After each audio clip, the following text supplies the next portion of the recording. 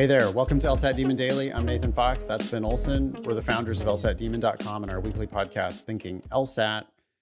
Eric and I talked about this briefly. Okay. I wanted to know what you thought of it. Should an unaccommodated test taker write an LSAT addendum?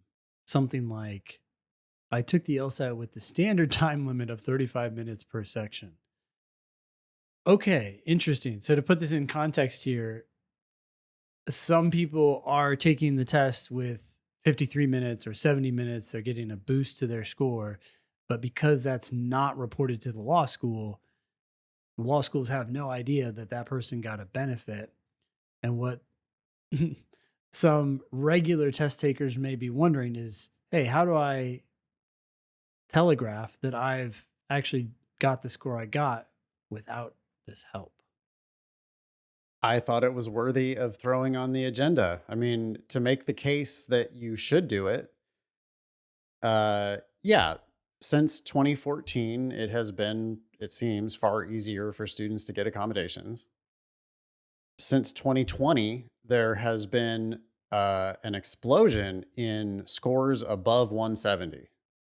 The scores over 175 have more than doubled since 2020. Scores over 170 are up by 50% or more since 2020.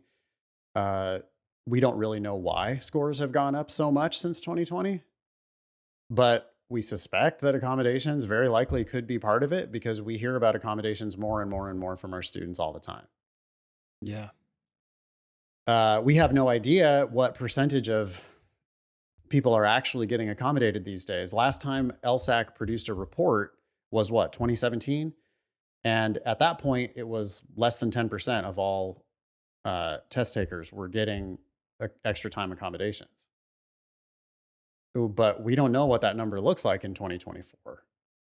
We would be very interested in knowing how many people are now getting accommodated. Yeah. In my conversation that I had yesterday with Maya Russell, the chair of the National Pre-Law Association National Council, Plank. Yeah. Yep. We did talk about how students shouldn't out themselves as accommodated. Yeah. Because they sometimes do, right? Maya was very clear that when she's going over personal statement, if a personal statement mentions learning disabilities at all, she's just like, no, this does not belong in your personal statement. It's she wants the personal statement to be nothing but positives, nothing that could even be interpreted negatively. Focus on your strengths. Yeah. And accommodations or ADD or whatever is not a strength. Focus on what you have done really well. Also, be very careful. She went so far as to say that she would not let a student include it in any of their application materials, or it's their application. So she was clear that they do what they want to do. But if they're asking her for her advice, she would always tell them that unless this is strictly necessary to your application, we want you to leave it out. Leave it out. Yeah. Like, don't say anything about accommodations or anything that might even make the reader suspect that you got accommodations. It's interesting though, too, because at the end of the day, do the schools care? They still get their 172. Sure. Maybe they don't care at all. And well-meaning people who want to be, they want to be fair-minded. They don't want to discriminate against people. Yeah. They're gonna want that 170 to be real. That said, at other schools, they're gonna have too many 170 applicants. They are. And they're gonna prefer a non-accommodated 172 to a accommodated 172. Right. It's just like is it better if you got a 170 in 35 minutes versus if you got a 170 in 53 minutes or 70 minutes? Yeah. Are law schools going to see that and go, well, the 35 minutes is probably preferable? Hell yeah. Yeah. If they have the luxury to choose, they will choose. And they do. At the top schools, they do, right? Yeah. You're going to be on the bubble. At some schools that you apply to, those schools are going to be stretches for you. And they're a stretch for you because your LSAT isn't quite good enough. Yeah. Or your LSAT GPA combo aren't quite good enough. And so at that school, if you tipped your hand and said, well, yeah, I mean, I only got a 162, but it was the best I could do. And yeah, I did get accommodations to get that 162. Now they're like, wait a second, we've got this 162 and this other 162, and we can only admit one of you. Yeah.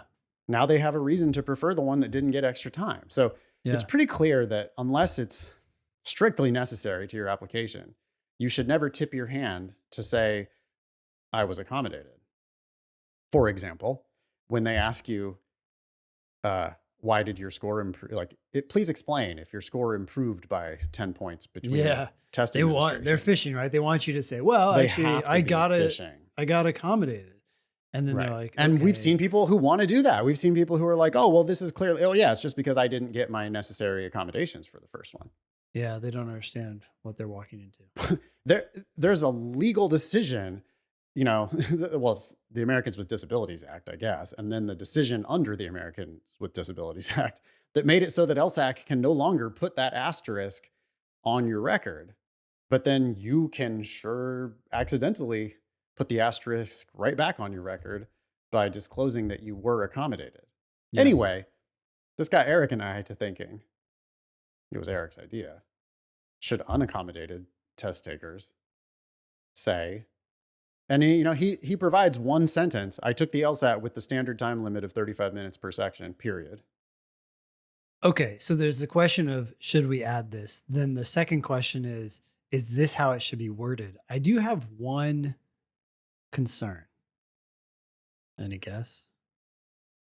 They could read it and think that you had other accommodations that Exactly. weren't related to time. Exactly. Like So the problem instead with say being no time accommodations. Yeah. No accommodations whatsoever. Yeah, I took the LSAT without any accommodations. Without the extra standard- time or any accommodations. Yeah, without extra time or any accommodations using the standard 35-minute time frame or something. If you We can want to workshop emphasize the that. exact language, but I Yeah, agree yeah. with you that they could read that and go, oh, so you didn't have extra time, but did you have start and stop? Yeah. Well, part of the reason, right, is because no one says this. So if you're coming out and saying it, it's like, Yeah. why the fuck are you telling me this? You saying this because you think I know you got accommodations elsewhere and you want to make sure that you know I got 35 minutes. So just got to clarify that. Other than that, what does that do? Well, you never know. Could help you. You could be between two people and they don't know whether the other person got accommodated or not, but they know you didn't. Yeah. I followed up this morning. I emailed Maya and she was on it. She responded 12 minutes later. Wow. She said, the student could absolutely ask this directly to law schools in Q&A sessions for current cycle applicants. Because like all questions, the schools often answer very differently. Hmm. So that's kind of an interesting one. I wonder whether the schools, I bet that they would be real cagey if you asked them. Yeah. Do they want to say what they're actually thinking or just say, okay? Maybe if you got to ask them in private, you're sitting across the desk with somebody. Especially if you're talking, right? Email, they got time to think Not about how they're email. going to respond. No. This Well, is and like, it's just they're responding in writing. yeah. But if you are asking them, friend to friend or on the phone or whatever, yeah, it seems like their tongue might be a little looser and they might say, oh yeah, actually, that would be that'd helpful. be great. Thanks. We'd love to know that.